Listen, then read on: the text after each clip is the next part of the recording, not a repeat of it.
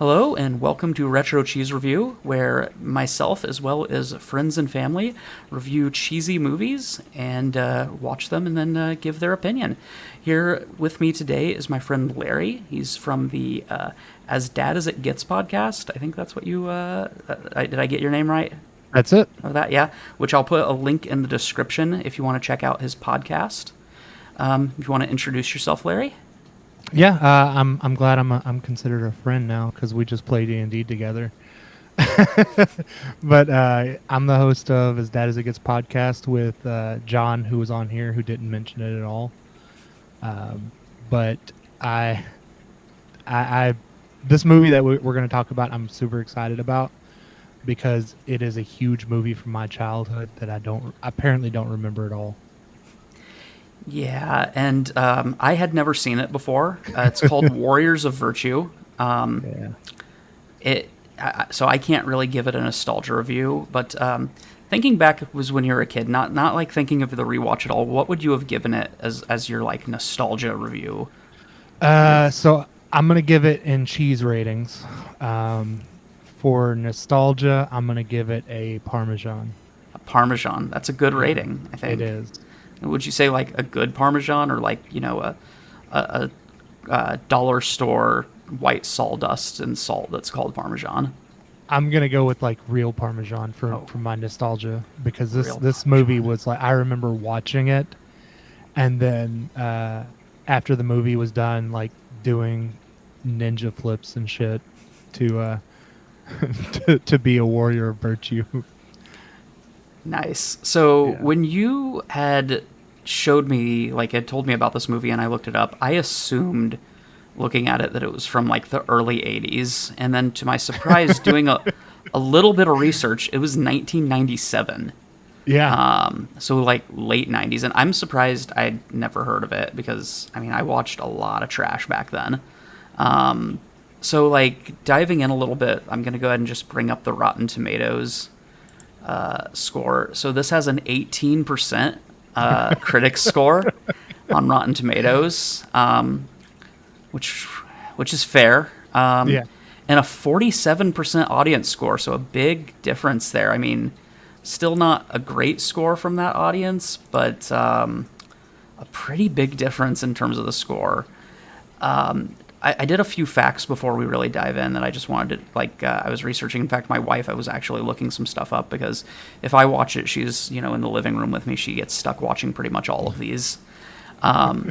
So this movie was funded entirely. Well, first off, the producers of this movie were two surgeons that were brothers that had zero movie experience whatsoever. And usually the producers are the money men and the one that's like, this is our idea. I believe it was out of China. I know the director was Chinese. So these surgeons, obviously they're not going to have enough money to fund a movie like this. Surprisingly big budget, despite I'm not sure where most of the budget went. Probably the kangaroos. Apparently these two surgeons had a super rich dad that owned like a toy factory in China.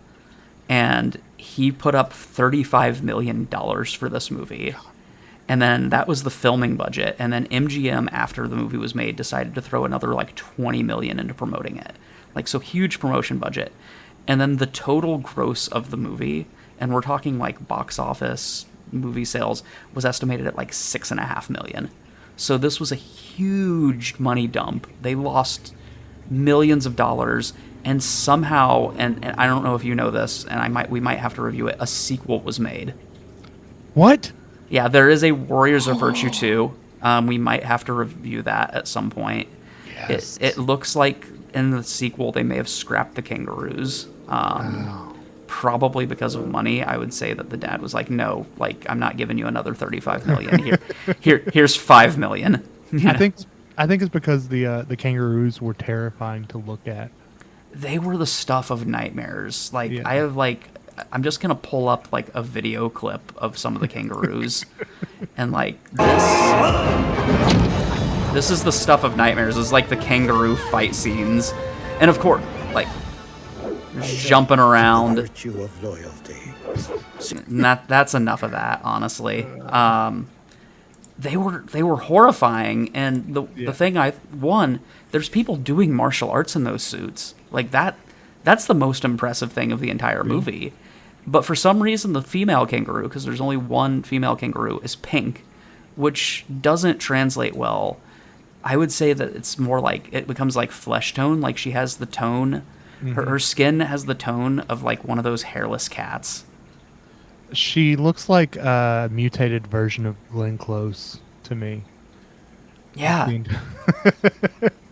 I don't know who plays the kangaroos, but that's who she looks like. I think they were like martial arts stunt people that they just forced them to wear these suits and do this and that. So like just diving into a few things about this. One, like my biggest criticism of this movie is the use of slow motion. And for some reason it wasn't, I think you were even going to mention that. It's every couple of minutes and it's not good slow motion. Like it's like, I don't know about you, but I get car sick and I felt car sick this entire movie. Yeah, it's very choppy, and it's like I don't know if they couldn't afford the cameras to provide the right frame rates, or they cut the frames to make them look faster. I don't know, but it's terrible. It felt like the film equivalent of like when someone writes an essay and it has to be like 2 pages, and they've only got a page and a half, so they just increase the spacing. Yeah. So it's like, well, we need this movie to be an hour and a half, and we've only got an hour of footage, so let's pad this. There you go. So, like, getting into the plot, I was lost. So, correct me if I'm wrong. It starts off this kid he was like a water boy for like a football team and can't play football.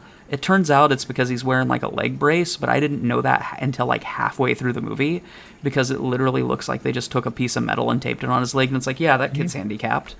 And the actor forgets from time to time that he's supposed to have a limp, I feel like. Yeah. He's a lot of bad acting in this movie, but I think they were just looking for every trope to find the underdog. It's like, let's make him nerdy, let's make him small, let's make him like handicapped, and they just put it all into one kid. And it's funny you mentioned bad acting, because I looked into it and almost the entire cast has not done hardly anything except for 2 people, which is surprising. The lead actress, like the one that's basically, his love interest or whatever, she's older than him, but like, she was the same lead actress from Bubble Boy, much later on, as well as she was in like the Grindhouse movies. And I think I made the joke to you when I was watching it that she's just really into like small, frail, like handicapped kids, because Bubble Boy also. That was a good movie too. Yeah, Bubble Boy's a great movie. But then the most surprising thing is Komodo, because he's so bad in this. So he is horrible in this and doesn't look anything like this. He is Robert the Bruce from Braveheart. Is he? Yeah. And I'm like, no. How did he like go from this trash to that? Yeah. But also the mom, the boy's mom in there, she's the doctor from Stargate SG-1. Oh shit! Yeah, I missed that completely. And she's also in the Fairly Odd Parents live action movie. And she's in the movie for like 5 minutes, honestly. Yeah. Honestly, I've got to say, the best actor in the entire movie is the boy's dog. That dog is amazing, doing crazy shit. He's a good boy. Yeah, he was a very good boy. I don't know if maybe that's where the $35 million went, was to a dog trainer. That's it. Yeah, because the dog's like giving the kid his breakfast. He does a handshake at the end. Gives the boy a hug. It's a golden retriever. They're the easiest dog in the world to train, but it's still, the dog was the best actor in the movie. Yeah. So yeah, the plot, which I keep getting away from, it jumps around. As you said, it adds every single trope. The boy's friends with a cook at a Chinese restaurant, and I'm just gonna show this. Like, when he's cooking, he's doing martial arts to cook. Which is awesome. Yeah, completely impractical too. Yeah. I would let me go back a little bit. You can see him chopping up that cat. Okay, I'm cutting that out now. So, but like it's ridiculous. He's doing like flips in the kitchen and stuff like that. Yeah, It's like, awesome, but completely impractical. And the fried rice looks like trash. anybody that's worked in a kitchen knows you have to have more communication than that, especially if you're moving like that. Mm-hmm. And then he just flings the fried rice back, and it all sticks together. Like I don't know if you've ever flung rice, but It just flies. yeah, it not like that. What didn't make any sense to me with that scene is it's like a small town Chinese restaurant, and there's like 50 people working in the kitchen. Yeah, I'm convinced that it's also a drug thing, like they're running drugs out of there, and he's the only one really cooking. Yeah, he's the only one doing any work. Everyone else is just kind of like stumbling around. And he's got an apartment above it. But like, why does this, cook have this special bond with this, crippled kid? They don't really dive into that. Yeah, it's creepy at all. The plot kind of moves around. This guy's giving him words of wisdom, telling him he can do anything despite being handicapped, complete trope. And then he, the captain of the football team wants to hang out with him, which biggest douchebag ever. He doesn't even look like a 90s villain. I don't know what he looks like.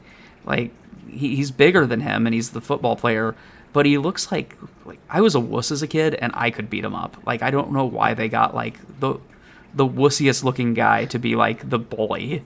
Well, and the football player looks like he's, like, 20 years old.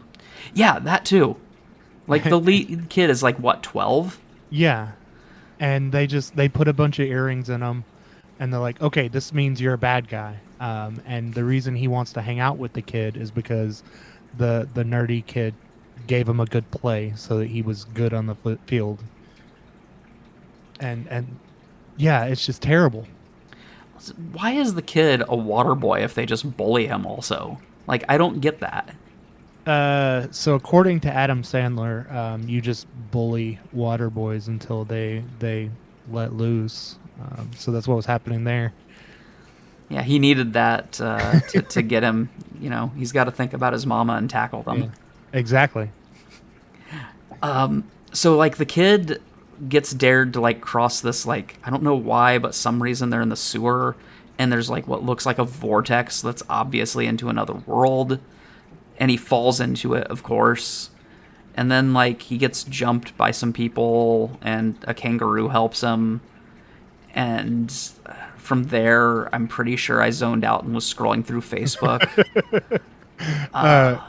So you missed one of the best lines in that movie is around the time. It's like a water treatment plant. Mm-hmm. And the bully crosses it, and he's like, okay, now it's your turn. So he goes halfway through. And when before he goes on, his best friend tries to stop him. He's just like, "Shut up, Chucky." And that's the best line. Like, that's the best acting that kid has done. But he goes halfway through the pipe, and once he's halfway there, the bully's like, "Oh yeah, there's this pipe that randomly flushes water out. So you need to make it all the way before the pipe goes off." And he starts panicking, and the pipe, I think it's someone's toilet, like they flush and it just like out. one toilet. That's a lot of water from a toilet. It's a very big toilet, but it flushes and then flings him into the whirlpool, and that's how he ends up in another world, which it doesn't explain that either. Not in the least bit. The funny thing about it, I know this is just completely random, but the best friend of the kid's name is Chucky, and apparently the director directed like one of the Bride of Chucky movies.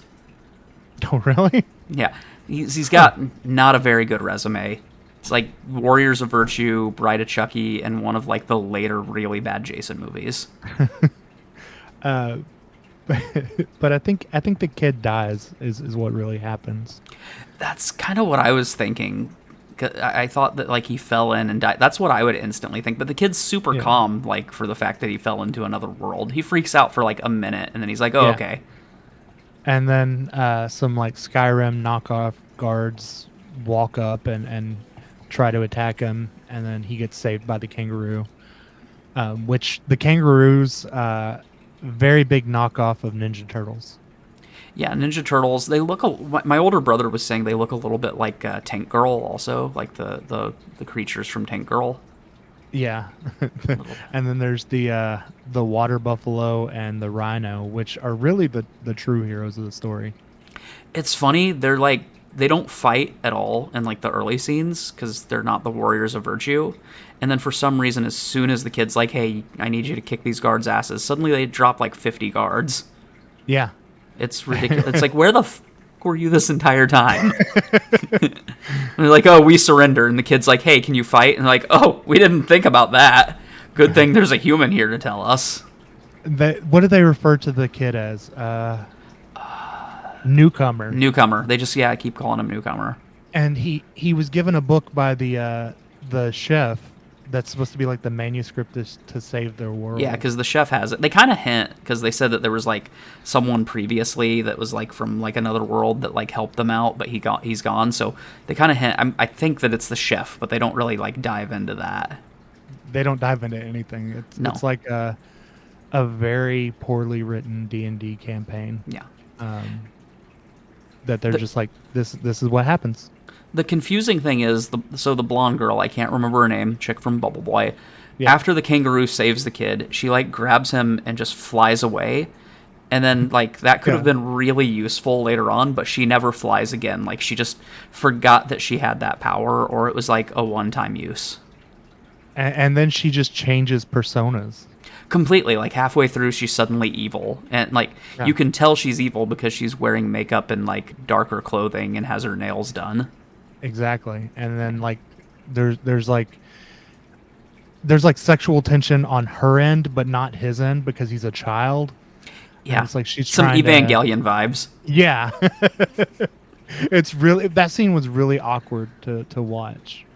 Yeah. What's funny also is the main bad guy and her, as well as like this Scorpina knockoff, all have like this weird sexual tension, and they all go like they're gonna kiss, but they never actually kiss. Like they get their mouths like super close to each other, and I'm just like, did the actors just not want to kiss? Was that it? Because they were like breathing into each other's mouths a couple times, but it was weird. If it was a current day, they would have gotten COVID. Yeah, they were not obeying the 6-foot rule. No, but the bad guy, he reminded me, which I sent you the picture, but the whole movie I'm like, what does he look like? He looks like Shigo from Kim Possible, because he's got like the one dark lip.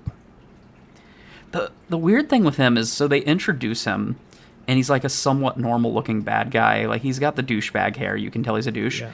And then his clothes just get more and more Labyrinth David Bowie as like the movie goes on. Like you could tell the director's like, maybe a little bit more, flamboyant. And like, and he didn't go back and change it. Just every single scene, he just got more flamboyant and more crazy. It's like his shoulder pads grow out and everything, and he just, like the thing I don't understand about bad guys, especially him. So he's got the 3 guards, and 2 of the guards are very Looney Tune-ish. Mm-hmm. But then the one competent guard that brings him the backpack that has the manuscript in it, he brings that to him. And then the bad guy, Komodo, kills the one competent guard and keeps the weird Looney Tunes.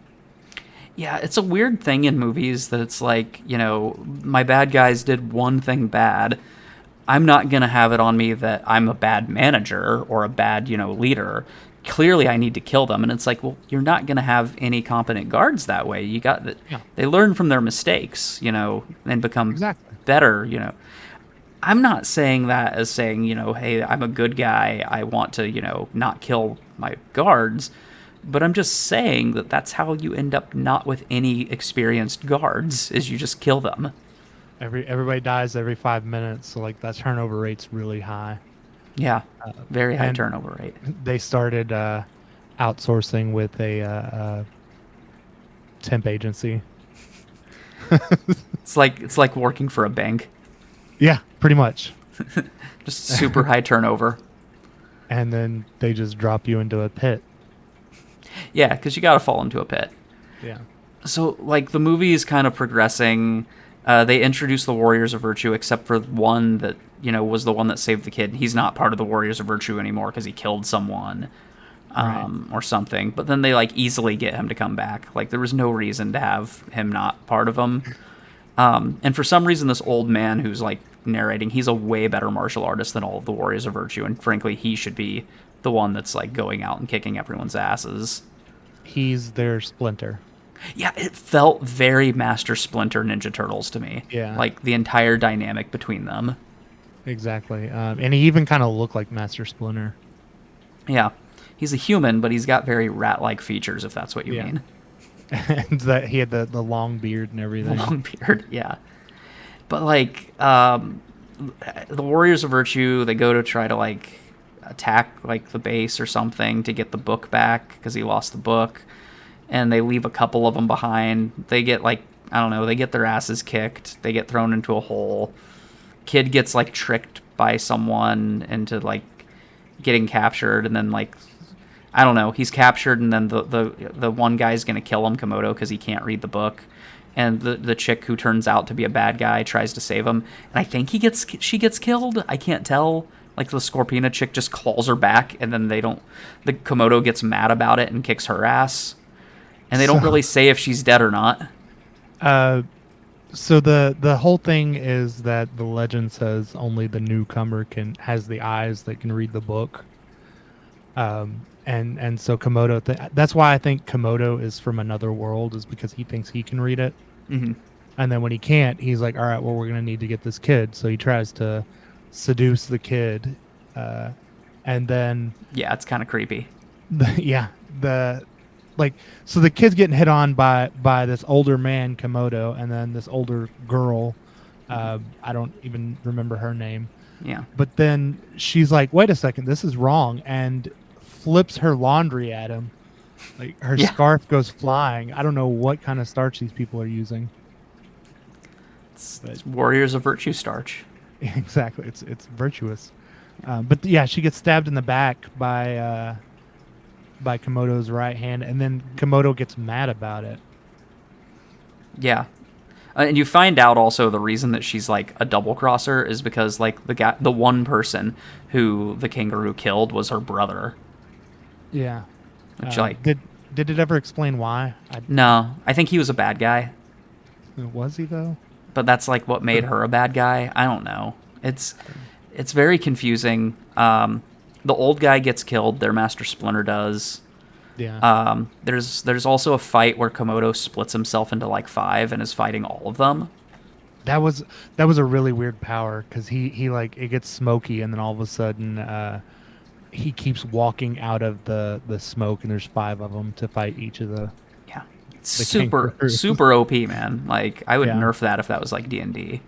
Exactly. Because like the kangaroos are like, you're just an illusion, and he's like still kicking their asses. So, and they the one kangaroo sounds like Batman.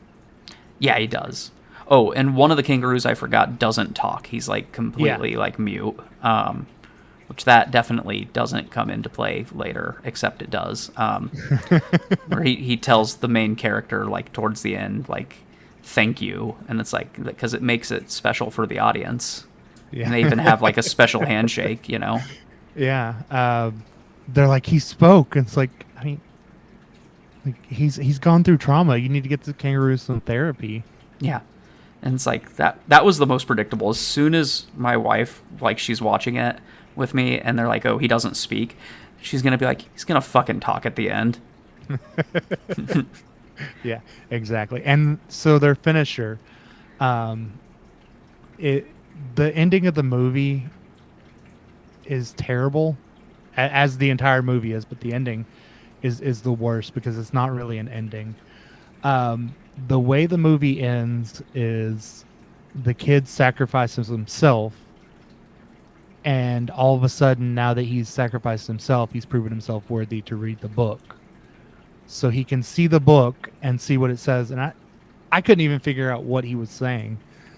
But he tells them they've got to use their Captain Planet powers that they didn't have until now. Mm-hmm. And all of a sudden, it's like Earth, Wind, Fire, Heart. And they all combine and that's how they beat the bad guy. Yeah, didn't they become like a big blast of energy? Yeah, that's Captain Planet. Very confusing. And then the weird thing after that, they didn't kill the main bad guy. It started raining, and suddenly the bad guy forgot who he was, and he's a good guy. And all of the other bad guys are just like, oh, we're good now too. I mean, no problem. We were killing all of you, but let's all hug it out now. Yeah, exactly. So it's kind of, there's no point A to point B. It's like point A, we pass point B, and we're in D now. Yeah. And then right after that happens, suddenly the kid wakes up, and it's like right before he goes to cross the bridge to fall into the water, which has me convinced that this entire movie was just a fever dream that the kid had. He did have a can of paint in his hand when he came back. Mm-hmm. So I think it was an entire hallucination brought on by huffing paint. Yeah. And then, he tells his mom that he loves her. There's like a cocoon that for some reason is meaningful because the guy from the Chinese restaurant gave it to him. Yeah. And he hugs his dog. And that was the end of the movie. It was not as good as I remember. I will tell you that. Yeah. When I recommended it, I was like, "Oh yeah, this movie's awesome," and then I go back and watch it, and I'm like, "What the hell am I watching?" So, I genuinely do like bad movies. Recently, my friend Devin had me review Troll 2, which is known as the worst movie ever. Yeah. And I loved it. I am a huge Bruce Campbell fan with his cheesy bad movies. Same. That being said, calling Troll 2 the worst movie ever is impossible because this may be one of the worst things that I have ever seen. Yeah. So after watching it, my nostalgia rating was a Parmesan cheese. My new rating is like knockoff Kraft single, like great value singles. That's the Kroger brand Kraft not oil based yellow. The cheese that when you melt it turns into plastic. It doesn't even melt correctly. Yeah, it just it gets more plasticky. I appreciate the cheese rating. I'm gonna give this honestly a 1 out of 5. It took every fiber of my ADD being to not just scroll on Facebook. I had to actively set my phone away from me and just focus on the movie because I didn't want to miss anything, and it was just that bad. I would say the most redeeming thing of it is that I'm probably not going to sleep well tonight because the way those kangaroos looked. I'm going to stay up all night. I'm going to wake up in a cold sweat just seeing like the female kangaroo's face. Yeah, Glenn Close is like melded with a kangaroo. Yeah, I was thinking she looks, another thing that she looks like is like hyper realistic Mewtwo. Yes. They all do. Yeah. Oh, it's so scary. If Detective Pikachu had done Mewtwo way too realistically, that's what they would look like. Yeah. So my rating again is like a 1 out of 5, but that's really all I had. Do you have anything to add? I recommend everybody go watch this movie. Yeah, put yourself through it. Larry made me watch it, so now you have to. You're welcome. Well, thanks again, Larry. And again, check out the How to Dad podcast. I'll put a link in the description. And if you enjoyed this video, give us a like, a subscribe, and a comment of what the next video you'd like us to review would be. All right, thank you, everyone, and bye.